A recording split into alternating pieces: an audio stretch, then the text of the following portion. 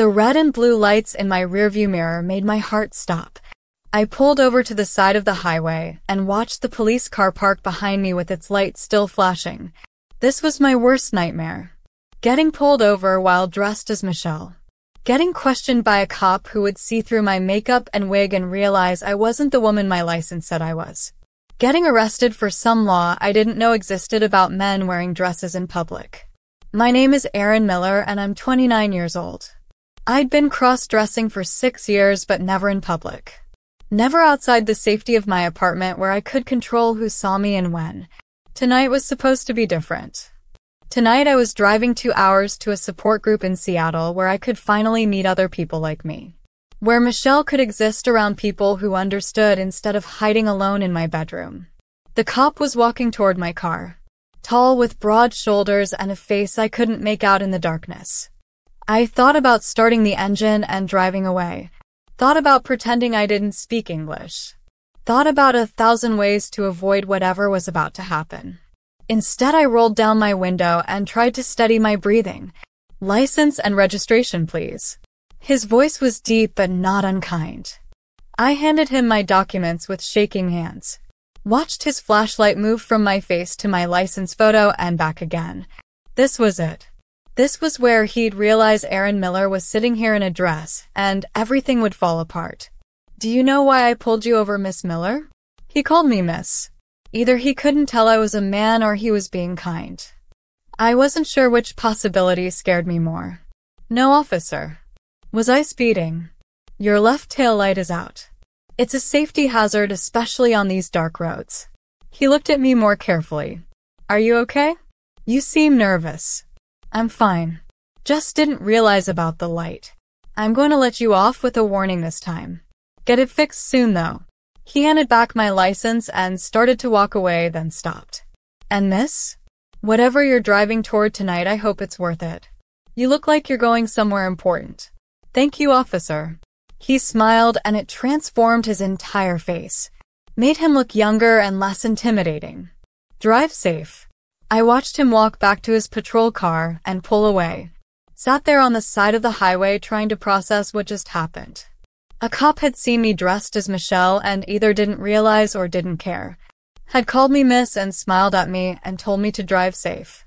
The support group meeting was everything I'd hoped for. 20 people who understood what it meant to live 2 lives.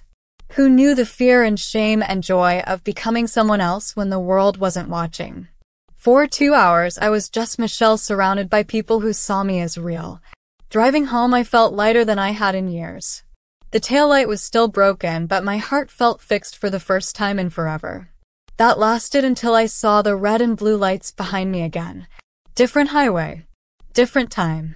But the same sinking feeling in my stomach as I pulled over. This time I'd definitely been speeding. Lost in thought about the meeting and not paying attention to the limit. The cop who approached my window was the same one from 2 weeks ago. I recognized his walk before I saw his face. We have to stop meeting like this, he said with that same smile. License and registration? I handed them over and waited for the lecture about speeding and the ticket that would probably cost me $300. Erin Miller, he read from my license. Then looked at me. Really looked at me.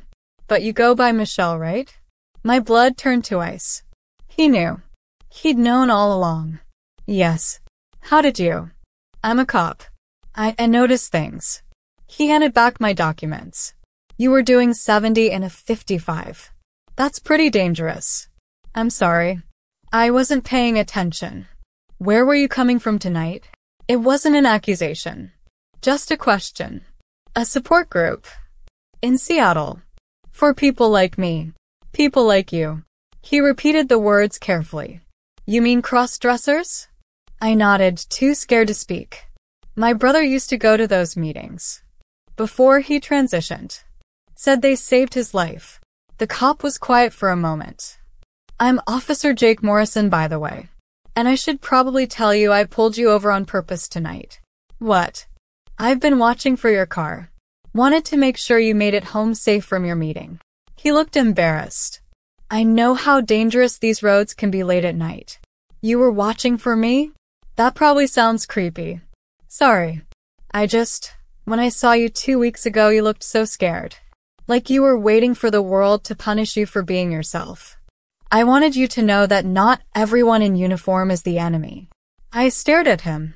This cop, this straight-looking masculine cop had been watching for me, making sure I was safe, going out of his way to protect someone he barely knew. "Why would you do that?" Jake was quiet for a long moment. "Can I tell you something? Something I haven't told many people." "Okay." My brother wasn't the only one who struggled with gender stuff growing up. I did too. Still do sometimes. He looked away. "I thought about transitioning when I was younger. Thought about becoming the woman I saw when I looked in the mirror. But I joined the police force instead. Became the kind of man everyone expected me to be. You're trans. I don't know what I am. I just know there's a version of myself I never let exist because I was too scared. Because being a cop meant being tough and masculine and everything she wasn't." Jake looked back at me. "When I saw you that first night, I saw someone brave enough to do what I never could.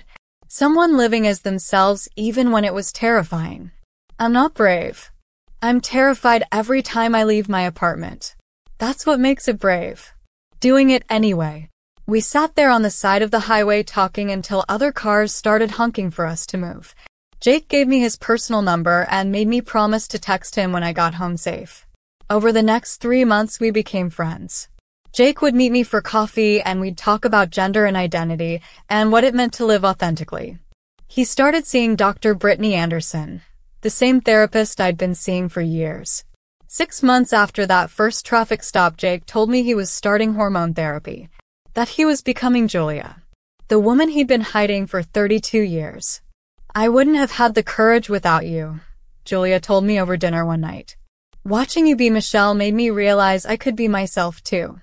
I thought you were just being nice that night. Protecting some scared crossdresser on a dark highway. I was protecting myself. Or at least the version of myself I was too afraid to become." Julia smiled. "You saved my life, Aaron. You just didn't know it." A year later, Julia and I were dating. Real dating. She quit the police force and started working as a counselor for LGBTQ youth.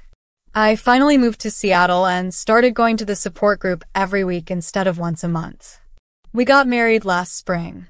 2 people who found each other on the side of a dark highway when we were both pretending to be someone we weren't. Everyone asks how we met. If it was love at first sight. If we knew right away we were meant for each other. The truth is we met because my taillight was broken and Julia was still pretending to be Jake.